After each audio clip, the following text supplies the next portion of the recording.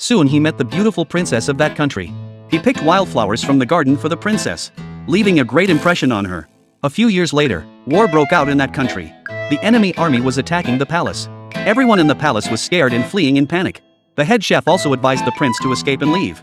But the prince couldn't bear to see the people's misery. He recalled his mother's disappointment in him, and remembered his promise to Iron Hans. He decided to summon his courage this time, and fight bravely against the enemy. But the weapons in the arsenal were rusty and decaying. So he returned to the forest to ask Iron Hans for help. He wanted to borrow a sword and a horse from Hans. Moved by the prince's willingness to sacrifice himself to save the country, Hans told the prince to look at his reflection by the spring again. This time, the spring reflected his true appearance. Hans told the prince, a sword and a horse weren't enough to fight. Then he summoned thousands of soldiers from the spring.